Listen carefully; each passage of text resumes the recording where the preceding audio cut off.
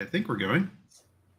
Let's double check the old YouTubes, see if this is in fact actually working, or if this is just pretending to be working because technology is dumb. Oh, looks like we are in fact live. What's going on, everybody? Um, highly professional broadcast as always. What's going on, y'all? I am James, and my co-host Luke has run away for a moment. We are here to talk once again.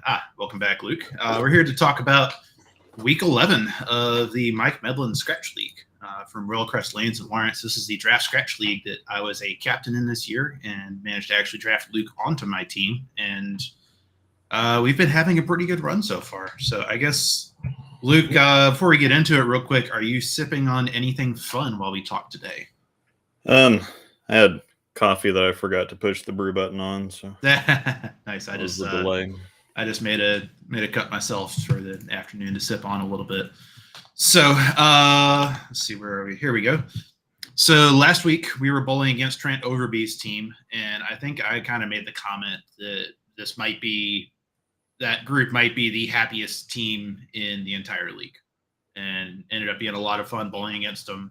They had who did Brian sub for? I'm drawing a complete blank. I'm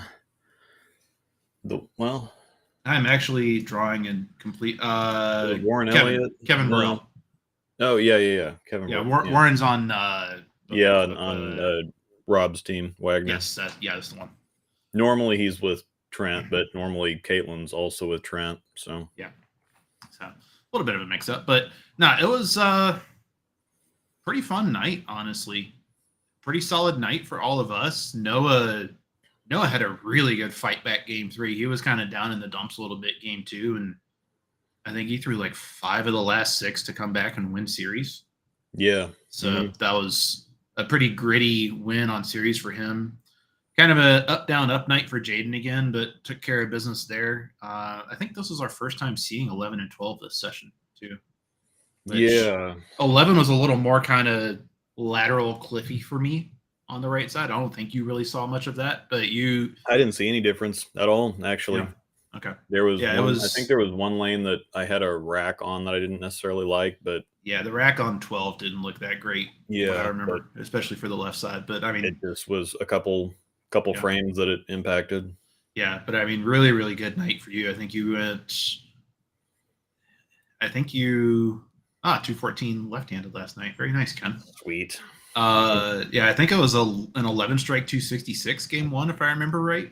Yeah, I had a 7-pin in the 5th or 6th frame that I whiffed, but yeah. And then I laughed at you, and then you laughed at me as you struck out. So that's kind of how the cookie crumbles. Which, by the way, fun little side note. This is kind of tying a couple different things together. So I run a virtual bowling league for members of Panda Pack inside Luke's Discord server. Mm-hmm. Luke and I are bowling head-to-head in Panda Pack League this week. So the trash talk, and we both use Scratch League night for Panda Pack League. So the trash talk will be real tonight. Don't worry. No, but a really solid night for you. I think it was another night you threw on the summit the whole time, if I remember correctly. Yeah. Right?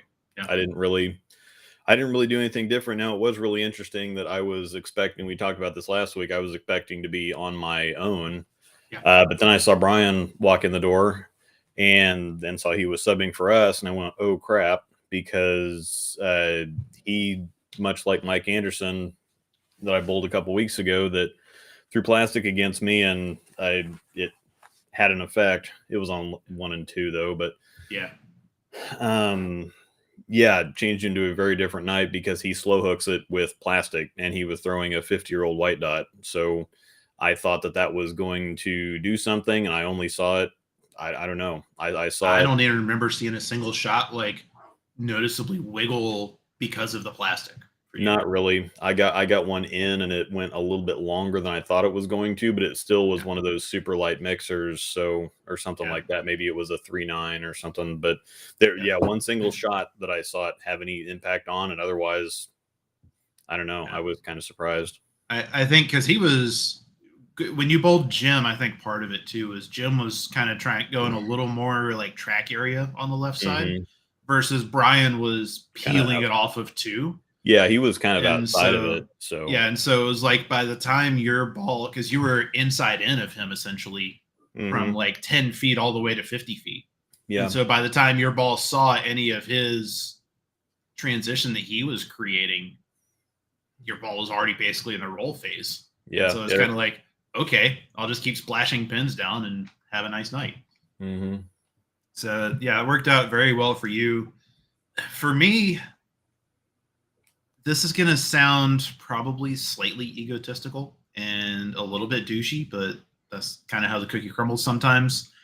I was not really happy with my night of bowling, even though I shot 740. I threw my pin down top speed for the one that I just rolled last week for the first 2.5 games or so. Game one, 10th frame, I needed a strike to lock up my point against Trent. And I threw probably the worst shot I've thrown for when I needed a hit in several months, and 2-8-10. And then Trent, I believe Trent missed. he whipped the 10-pin. He missed a 10-pin to hand the point back to me. So that was Yeah, kind of a feels bad moment. And then we both doubled in the 10th of game two to make up for it. So that was kind of, we laughed about that.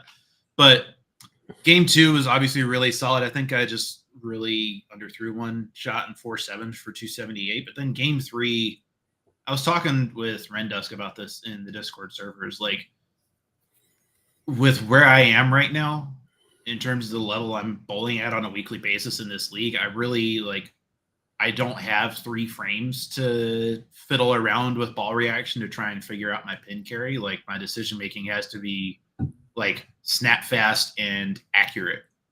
And it felt like it was neither of those in game 3 last week. And so that was a little frustrating to sit there and think about that. But I mean, ultimately, I can nitpick myself, but I averaged 247, 248 on the night, and we had another really solid night. We took 23, which I think that was about like what I say, like it was going to go 22-10 this week or something like that. Something like that. Yeah, we figured pretty that one much team was going to get 20 to 25-ish. Yeah, and that's pretty much exactly what happened. Is we had 2 really solid games, and they had one solid game that nudged us out a little bit. So overall, 23-9, I felt like it was a really solid night for us. The other thing, and I didn't really realize this until later, is I caught up to Matt's jet wash because Matt was started an arrow left of me. I got up to some of Matt's transition caught me out game 3, and I think I was just like, and this was one of the few times that I genuinely think I might have been like an arrow too far to the right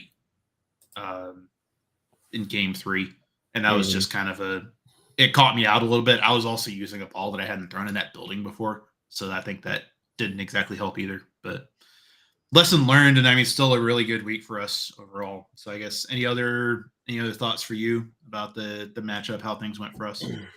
I think other than the unexpected sub, I think that if the only impact that might have been there if Kevin was there would have been he probably wouldn't have shot 160 the last game, but the only thing that would have affected is maybe the last game in series points. So if Kevin was there, he might have swept Noah. That's a 2-point difference. We still get 21. It wouldn't have affected any of the games because the games that were, I mean, if anything, they might have won the second game by a little bit more because Kevin's pretty consistent, and with the way the lanes were fine. I don't think there was anything up with them. It wouldn't have mattered the second game. Wouldn't have mattered. I mean, it's just personal points. It wouldn't have mattered. Yeah, because we won by 100 game 1.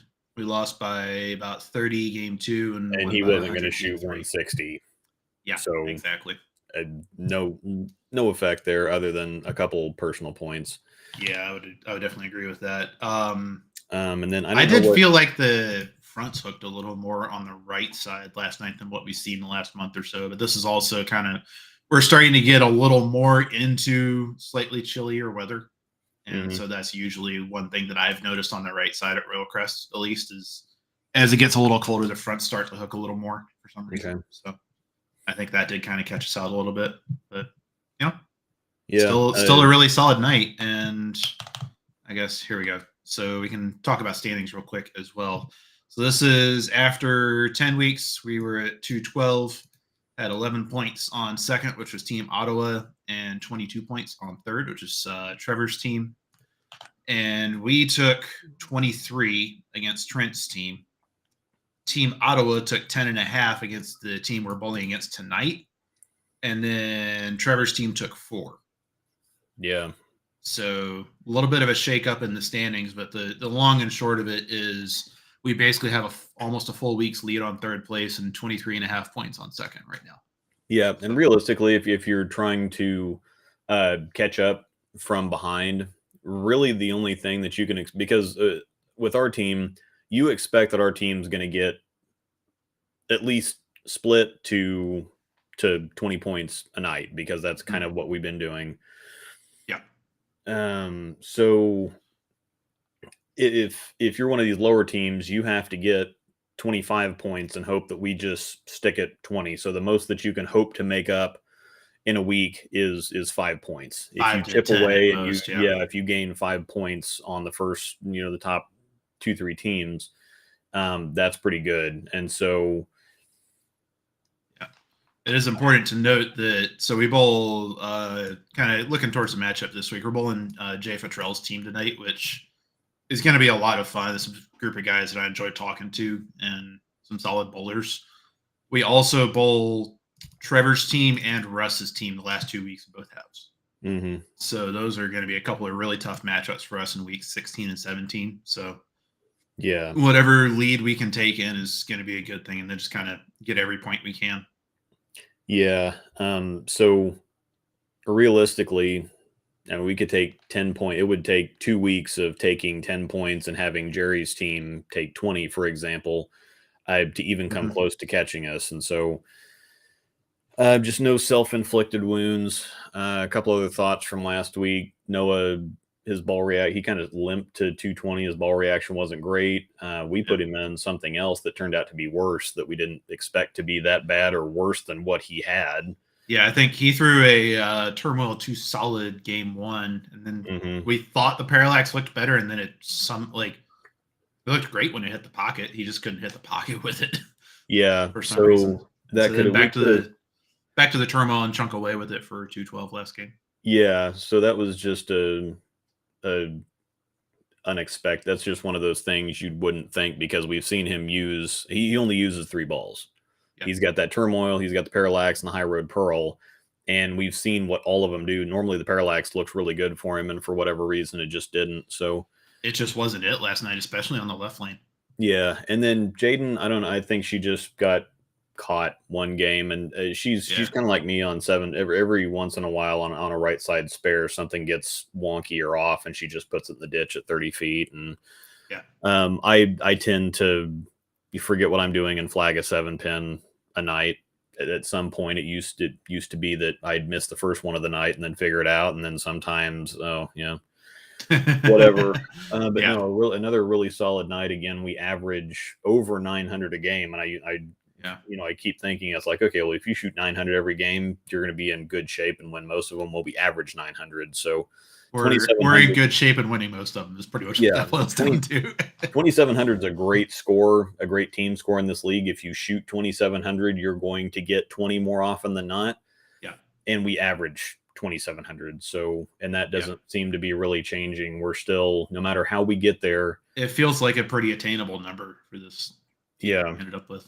It seems like the same thing happens week in and week out. No matter how we get there, Jaden and I are around 700. You're 730 to 760 most of the time, and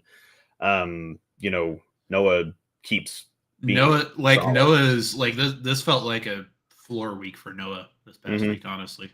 Yeah, and that's kind of the thing. And again, we see what happens if Jaden doesn't have that 190 game in there, she's at 710. If I don't have a 190 game in there, then I'm at 7 something. So so anyway, looking ahead to this week, again, I think we have the pretty clear advantage on paper. Mike Gilmore has been struggling this year for them. Kind of shocking to see anybody at under 190 at this point in the season. But he's been struggling. Ken Caudell's par for the course. That's what you're going to get with him. Smallwood has been, he's been a team captain most of the time, and he's just one of those very solid plug away bowlers. And then Jay Futrell has a national championship with Wichita State. He's got a team eagle and an all events eagle at nationals. He's completely unflappable. Just absolutely one of the best mental games ever. He's not like, he's kind of the same sort of like doesn't care to a certain extent in terms of like he'll have his ups and downs and it doesn't matter, but it's not a detached laugh about it. Doesn't care. It's a focused like he's very. I haven't talked to him about this a whole lot, but I actually think he's one of the better people I've ever seen at isolating each individual shot mentally. Like that's kind of what as I've been watching him a little more this year, because like he went 180, 300 a couple weeks ago. Yeah. Like it was like 240, 180, 300. And it's like, oh, nice move. Yeah. He's one of those that you hope that like this last set, you see him have the 180. You hope that that's his last game and not his first game, because it's not a, where we had Bo's team a couple weeks ago, or if they have a bad game, it's kind of like, oh, I mean, whatever. But Jay's a little different. It'll galvanize him a little more. Yeah, it wakes him up, or it makes him pay a little bit more attention. And so you just hope that, again, and this was, if you look at their scores, 940, 860, 740. So I don't know what happened on that pair, but they were. I mean, they were bowling Ottawa and they were on 1 and 2. I think that 1 and 2. So most of it. Yeah. Okay, that's what happened on that pair. Yeah, pretty much. But they're going to be a tough team, and I mean, Jay and I are the two highest averages by a decent margin in the league right now. I'm at almost 246. Jay's at 241 and change right now, I believe. And then third place is like 234, 235. So it's been, he and I have been pretty clearly in the 1 and 2 spots for average pretty much all season. So this is definitely, it's going to be I fully expect this to be a heavyweight shootout between Jay and myself in the anchor spots this week. Yeah, and I think that where it's, you're not going to, again, he was at 243 and he had a 650 last week. That's not going to happen again this week. I can pretty well guarantee you that. We're on the higher end of the house. 15 and 16 is not one of the higher scoring pairs. It's kind of, I don't know. Yeah, it's actually it's actually the second lowest scoring, or it's the lowest scoring pair. So I've got a few things to add in for the recap this week.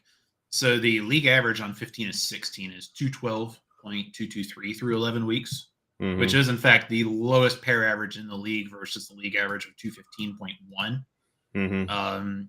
15 and 16 and 17 and 18 are pretty clearly the lowest two by about a pin and a half over everything else.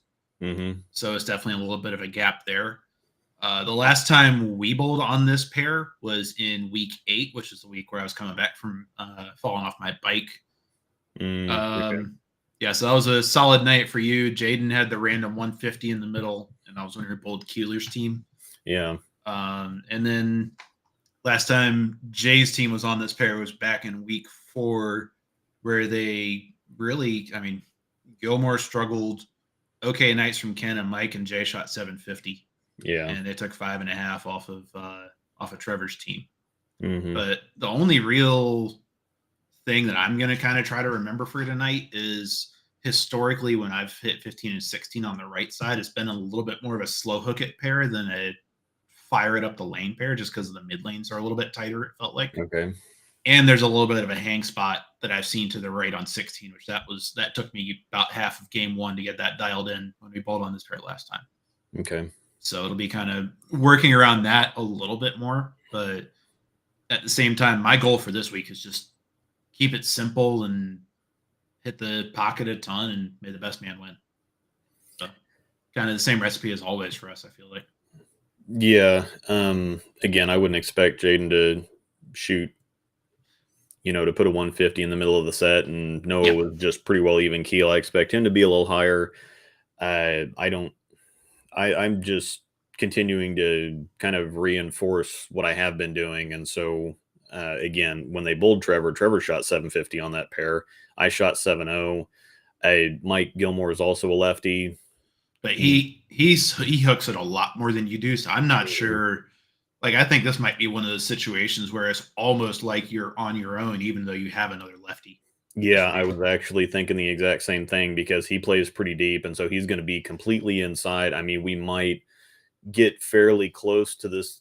I don't really know. He doesn't get the. I'm going to be around 6-ish, Yeah. 6-7 for my break point, and he doesn't even really even get it there. I mean, he plays Yeah. like He might be 20, inside 20 in to if he was 7 or shiny. 20 Yeah. to 8 most of the time. So I mean, he's just going to be. We're just going to be in different area codes.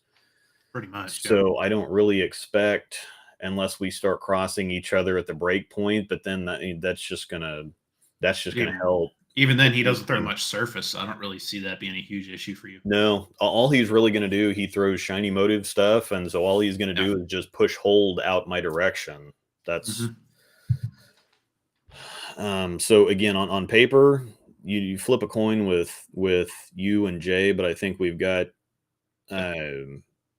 it wouldn't be completely surprising to see you guys go 730, 740 and split the points. I mean, that's honestly, if I was going to make a guess for the matchup between us, is either one of us shoots 800 or we chop on points. That's pretty much what it's going to be.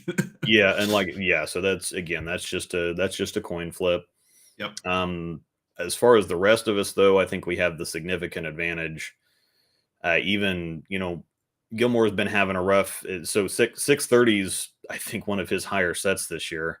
Yeah. Ken he's going to plug away, and he's going to have that one down game. Like you see the 190 on there. It's a pretty solid night for Ken, and he runs around doing brackets, so he's a little distracted. But Ken's not the type that will be distracted. He's also kind of like. And this might sound like a insult, but I promise it's not. It's actually a compliment. He's very good at just turning his brain off and throwing the ball. He's whatever really else happens, so. he just walks up there and throws the ball, and whatever happens, happens. Yeah, I think he doesn't really think a whole lot. The mental process up here doesn't get clouded very much for him. No, he's really positive, really energetic. Doing the brackets almost might help. It just keeps him occupied so that he can. Need to get him to not run brackets this week so he can think more. And then Smallwood is pretty competitive. He also just kind of puts it right down the side. So him and Noah are going to have the same thing going on. Ken swings it. Ken's going to be like 15 to 10 type of small belly type stuff, but nothing crazy. Mm-hmm. But yeah, I don't think. The way my mids got chewed up a little more than I realized with Matt on our pair last week, I don't really see that happening. Yeah. Just going to be keep it simple.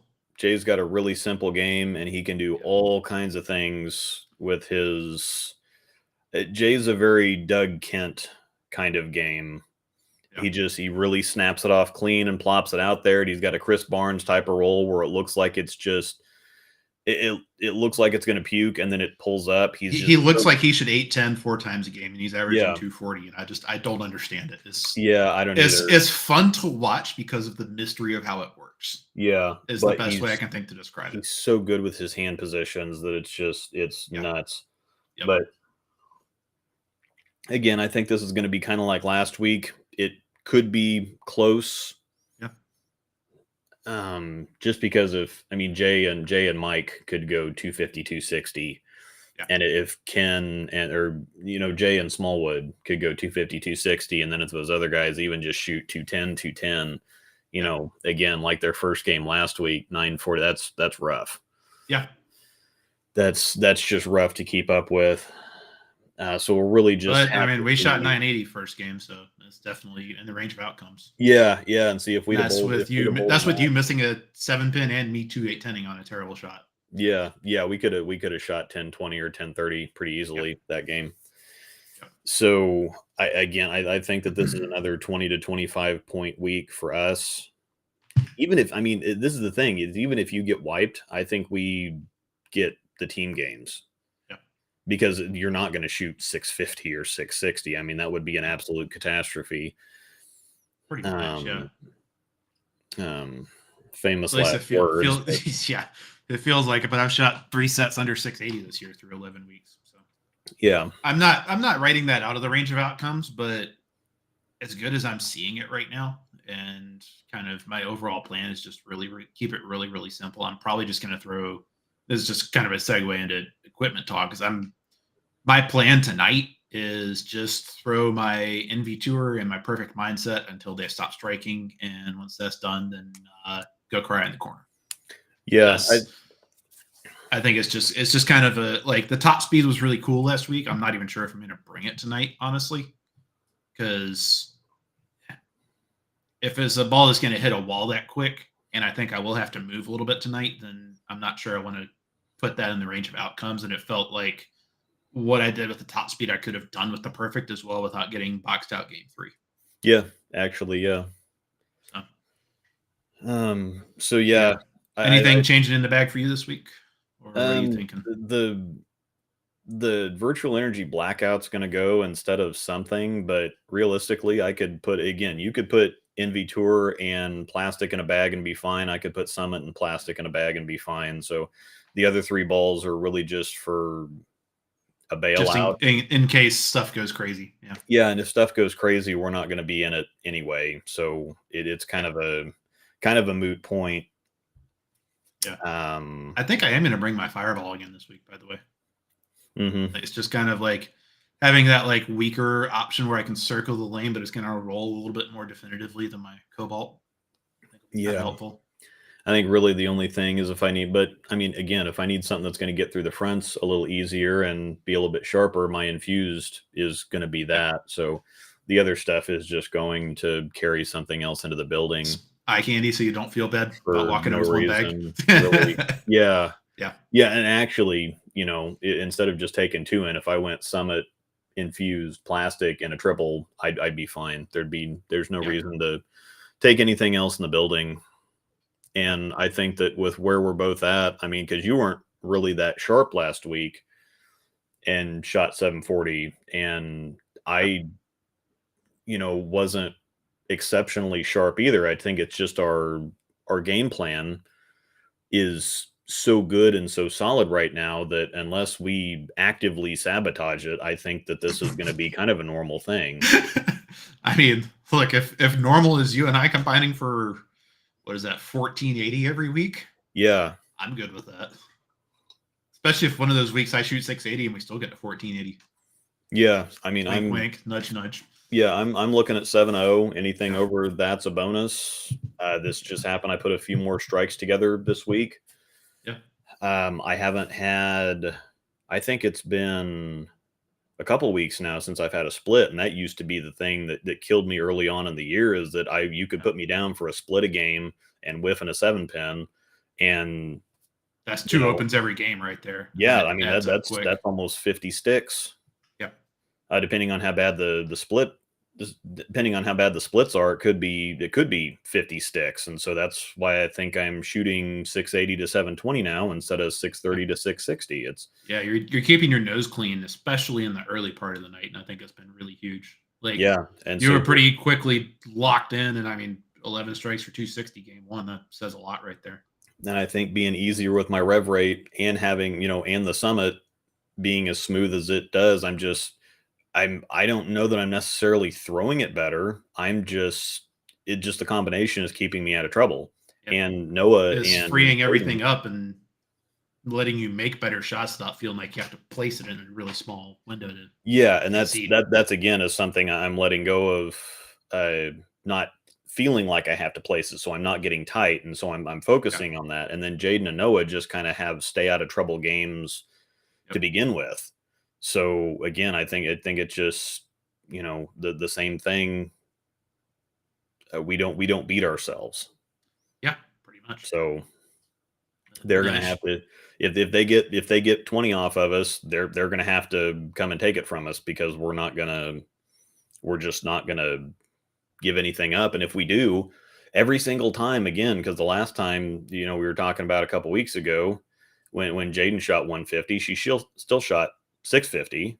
Yeah. And Noah still pulled out that last game because I think Runnels, that last game last week, he was beating Noah for like 6 frames, and then he just kind of ran into. I think Brian went like split washout the last 3 frames or something like that. Yeah, because the team game was fairly close. Yeah. And then Just Noah went like bang, bang, bang, bang, bang to end the game. Mm-hmm.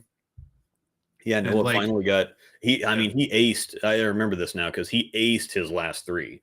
yeah, Absolutely aced them, and just nice soft hand and just popped them right off. And they were some of the prettiest strikes I've ever seen. So, yeah, especially because I mean, going into the 10th frame, I think Brian could have locked him out for series. So he had yeah. to have the last three for series. I mean, not the game. We had by the time we got to the 10th frame, we had the team game locked up pretty well. But he finished off his 2 points there.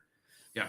I think that was a pretty good kind of mental bounce back for Noah because he had a, he didn't even, none of us saw this until the ball was already basically on the lane, but there was a deadwood that was in front of a 10 pin Mm, and his ball hit the deadwood. And so that wiped out what would have been a spare, which yeah. ended up costing him his point game one. And I think he got really kind of down from that. And so then to come back from that, and fight back through a tough game too, and then finish as strong as he did to fight back and take series. I think that was a pretty big mental boost for him.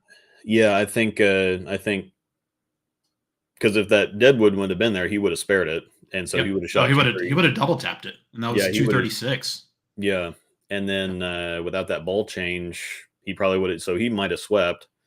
yeah, But I mean, stuff happens. But I pretty think much. Yeah, this week Jaden's got the big thing is that Ken hooks the ball and Gilmore hooked the ball, and yeah, so the biggest thing is they have when they get into trouble, it's big trouble. yeah, It's not like a couple 10 pins in a row. They yeah. have big splits. Yep. And so that's the thing. Jaden and Noah just don't get in as much trouble. And then Smallwood and I opposite sides of the lanes, but we've been kind of doing the same thing. I just kind of Yeah. freehand it down the side and he kind of does the same thing. So it really just depends on Depends on who gets the hits more than anything else. I feel like. yeah, I feel like I've got a little bit of the advantage there. Once we get out of the first or second game, my side is just not really going to transition. Yeah.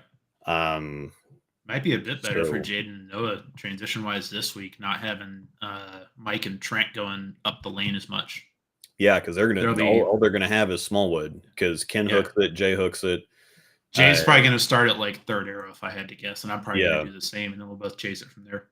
yeah. So it's just Jaden Noah and Smallwood from straighter, and then you, Ken, and Jay, and then there's two lefties, and so their transition shouldn't really be that much of a factor.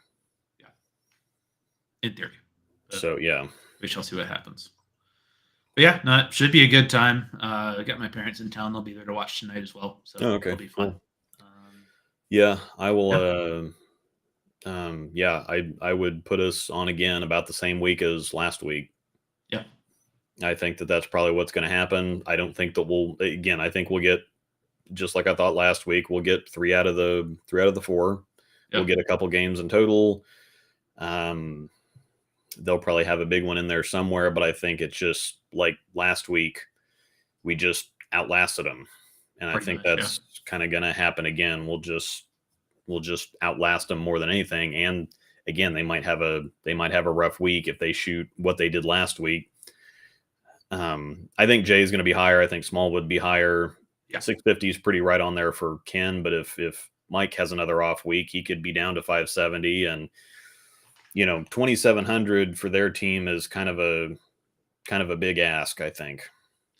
Yeah, but it's also definitely in like if Gilmore can get to 630 or 640, and the other three guys have good nights, they could also definitely get there. Yeah, So I because think I it's mean, kind of like a bit of an ask, sure, but I also think it's definitely in the range of outcomes for them. So, mm-hmm. but Yeah, because Jay can easily shoot 720. Smallwood can pop in a 7.0. yeah, Ken can shoot 680. And yeah, again, yeah, like you said, if Gilmore just keeps it around 630 to 650, yeah, it just really depends on how it's going to go. So yeah. Well, for now though, I do have to get back to work and actually earn my salary. Kind of weird how that works, but it should be a good time tonight. So, and I'm yep, also just a little sneak preview. So not tonight, but next week we are bowling against Angels team, which should be a lot of fun. yeah, And I'm going to bring the microphones back out, and so we can record another video. I'm not sure if I'm going to do it as a live stream or just record it for after, but do something, another of those videos where we kind of talk through transition and adjustments and what we're seeing, because I think for you it's going to be a really simple night lane play wise, because Yeah, it's just Yuri's gonna team be is my 4 mode. righties, but Yeah. for me it's going to be a really interesting night because Tyler and Wes both hook the lane a ton, and Angel's track area and Yuri's like the most up 7 plunker in human history. So Yeah. it'll be very, very interesting to see how I'm able to deal with that. But so yeah, that'll be live on my channel sometime. I mean, after we bowl at some point, whenever that happens, and yeah, should be a good time. Yeah. So, all right, I think we'll just go on ahead and get out of here and not drag it out too far. So, yeah, I would definitely look for us to be in first. I mean, it Yeah, would be we have really hard almost for us to we have actually almost be a in. full. We've got 75% of a week's worth of points. We're Yeah, on so second right it's now. So just, yeah. this is at this point, like, I hate the idea of coasting into the finish, but this is just get every point we can mode. Anything else, and if we Yeah. keep doing that the rest of the season, it's going to be pretty tough to get us out of first. I feel like. Yeah, they're gonna have to. They're definitely gonna have to come get us, and even Yeah. then, the teams that I think that can come get us, especially because they still have us, to go head to head with, is Russ and Trevor, and they don't want to bowl us either. Yeah. So I They've mean got that's the other Russ, thing is Trevor, Yuri, Zach, Jay, Crouch. Crouch. Those are our teams. Yeah. So 4th, And- 5th, 7th, 8th, 14th, and 17th. Those are our Yeah. matches for the rest of the year. So realistically, I think if we can, this feels like one of those times. Wait, who's Russ bowling? Russ and Trevor are bowling each other right beside us tonight. Interesting. So that's actually, like, this feels like a night where if we can get 25 and they chop, that's going to be a pretty huge advantage for us to kind of put us in a really good spot for the last 5 weeks. Mm-hmm. Yeah. So, yeah, we'll see what happens. But Yeah. it's been fun. And thank you, Justin. Appreciate it. We will do our best to bowl well. Hopefully, I throw it better than I did last week, but that's neither here nor there. But till next time. Yeah. Adios, y'all. Thanks.